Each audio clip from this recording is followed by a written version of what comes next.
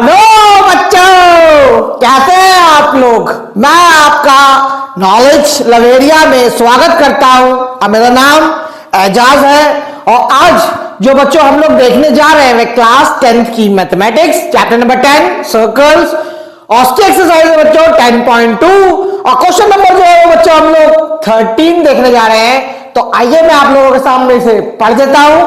Prove that opposite sides of a quadrilateral circumscribing a circle subtend supplementary angles at the center of the circle। ये तो मैंने पढ़ दिया आप लोगों के सामने।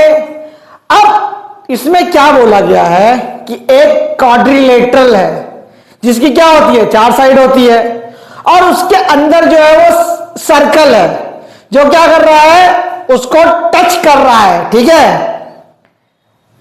अब मुझे क्या करना है ये समझने वाली बात है। इसमें बोला गया है अपने को कि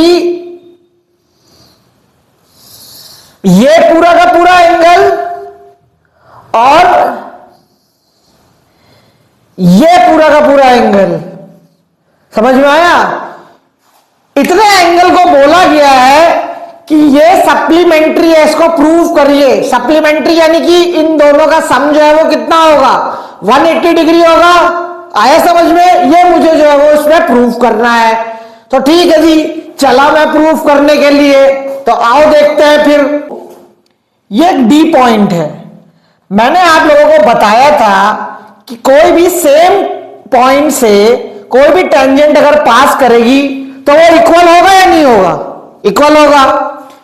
अब ये जो है वो पॉइंट क्या है, ओ है ये पॉइंट। ठीक है, ये जो है एक कॉमन लाइन है यहां पे जो क्या होगा, इस ट्राइंगल का और इस ट्राइंगल के लिए कॉमन होगी ना। और ये यहां से लेकर के ओ और क्यू जो है वो रेडियस है और ओपी जो है वो रेडियस है। तो रेडियस भी जो है वो बराबर होगा। आप लोगों को मैंने किस पे बताया था, थ्योरम 10.2 में बताया था कि इस वाले ट्राइंगल को और इस वाले ट्राइंगल को हम क्या करेंगे, कांग्रुएंट कर सकते हैं। तो जब ये दोनों ट्राइंगल वहां पे कांग्रुएंट हो रहे थे तो इसका मतलब यहां पे ये होगा कि ये वाला एंगल जो है और ये वाला एंगल जो है वो बराबर होगा।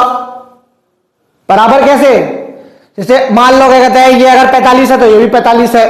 तो यहां पे मैं लिख देता हूं एंगल 1 एंगल 2 इतना हो गया। यहां पे नाम दे देते हैं सब एंगल का।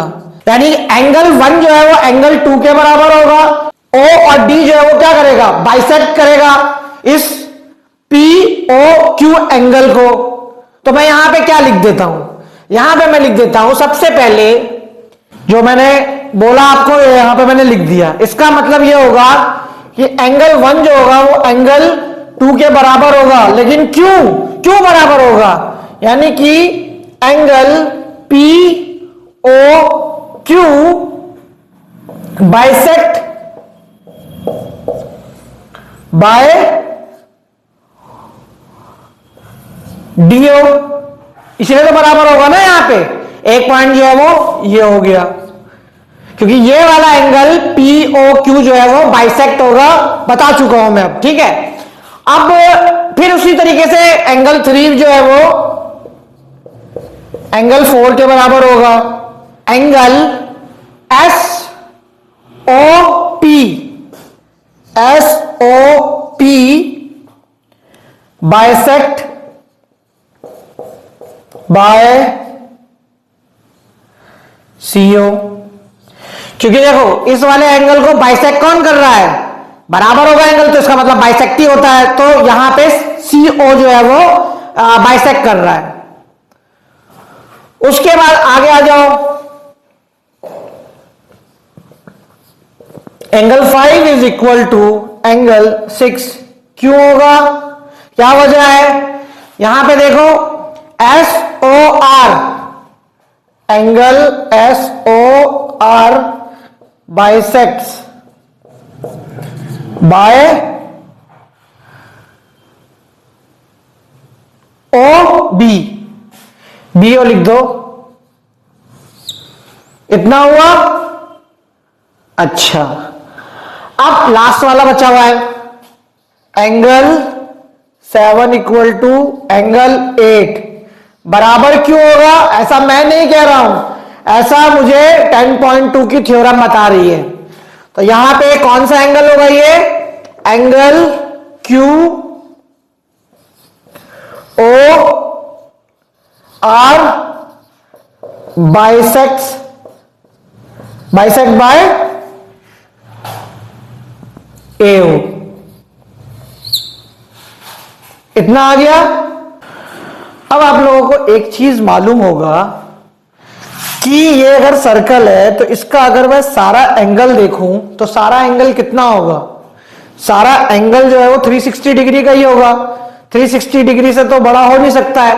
तो मैं यहां पे क्या करूंगा, ये वाली नीचे वाली लाइन क्यों लिखी है? तो इसका रीजन लिख लीजिए, because the total angle of circle is 360। तो मैंने यहां पे 360 डाल दिया। क्या है वो जो मैंने इक्वेशंस डाली है ना, इक्वेशन 1, इक्वेशन 2, इक्वेशन 3, इक्वेशन 4। अब आप एक बात बताओ मुझे, ये एंगल 1 है और ये एंगल जो है वो 2 है, तो ये दोनों तो आपस में बराबर है। तो एक काम कर सकता हूं मैं, इस एंगल 1 की जगह एंगल अगर 2 लिख दूं तो मैं यहां पे एंगल 2 पॉजिटिव एंगल 2 प्लस, आगे देखते हैं, फिर ये 3 और 4 है। इसमें देखो सेकंड इक्वेशन में जाना, आप इसमें देखो कि एंगल 3 जो है वो एंगल 4 के बराबर है। तो मैं यहां पे 4 की जगह 3 लिख सकता हूं। तो एंगल 3 पॉजिटिव एंगल 3। उसी तरीके से आगे बढ़े, हम आगे बढ़े तो 5 और 6 दे रखा है। क्या है? 5 और 6। तो 6 और 5 ये दोनों इक्वल है। तो मैं यहां पे क्या कर सकता हूं, मैं यहां पे एंगल 5 की जगह मैं 6 लिख सकता हूं, और एंगल जो 6 है उसको तो वैसे ही रहने दो। फिर 7 और 8 आ गया। ठीक है, अब एक बात बताओ, मैं यहां पे क्या कर सकता हूं, ये जो एंगल 7 है और एंगल 8 है, ठीक, तो इस एंगल 8 की जगह मैं एंगल जो है वो 7 लिख दूंगा आराम से, कोई दिक्कत तो नहीं होगी ना। क्यों? क्योंकि देखो इस फोर्थ वाली इक्वेशन में एंगल 8 जो है वो एंगल 7 के बराबर है। तो एंगल 7 तो मैं ले ही लेता हूं यहां पे, और एंगल 8 जो था उसकी जगह पे 7 लिख देता हूं। ये कितना हो गया? 360। तो ये चल ही रहा है, क्योंकि एंगल जो है वो टोटल को तो तुम बदल नहीं सकते। जो विधि का विधान है उसको चेंज नहीं किया जाता है। अब ये क्या हो जाएगा? 2 एंगल 2 एंगल 3 एंगल 2 एंगल 6 हो जाएगा। ठीक है, इसको जोड़ दूंगा मैं, 2 एंगल जो है वो 7 के हो जाएंगे। तो यहां पे लिख देना 2 एंगल 7 इक्वल टू 360। तो चल ही रहा है। ये 2 8, ये 2 8 2, ये 2 कॉमन निकाल दो उसको। तो कॉमन निकाल दोगे तो क्या हो जाएगा? Angle 2 plus angle 3 plus angle 6 plus angle 7 equal to 360 degree. इस दुई से इसको काट दो, 180 डिग्री आ गया। तो यही तो मुझे प्रूफ करना था बच्चों। आज पता है आप लोगों को, 1 साल से मैं ऑटो चलाते चलाते चलाते चलाते मैथ्स का ऑटो चलाते चलाते कहां तक पहुंच गया हूं? कितने चैप्टर कराए मैंने? 13 चैप्टर करा दिए बच्चों। और आज इत्तेफाकत वाली बात देखो, क्वेश्चन भी जो है वो 13 है। तो इसलिए मैंने ऑटो चलाया, फिर मैं चलाया चलाया चलाया चलाया। समझ में आया? 180 डिग्री हो गया। आगे देखो, तो मैं क्या बोल सकता हूं मिला करके? मैं ये बोल सकता हूं एंगल COD बोल सकता हूं इसको, इन दोनों को मिलाकर। इसमें देखो एंगल 6 और एंगल 7 है, इसको मैं मिला करके क्या बोल सकता हूं? Angle BOA। एंगल BOA बोल सकता हूं बच्चों, और ये जो है वो 180 डिग्री जो है वो हो गया। यही प्रूव करना था तो मैं लिख देता हूं। So they are supplementary angles, hence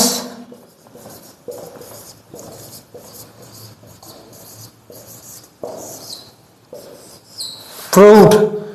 तो ये वाला क्वेश्चन बच्चों मैंने करा दिया, समझा दिया, बता दिया है। अगर आपको मेरा वीडियो अच्छा लगेगा तो लाइक करेगा, सब्सक्राइब करेगा, चैनल पाइएगा और अपना ख्याल रखिएगा बच्चों। और आप लोगों से अब ट्रायंगल में मुलाकात होती है।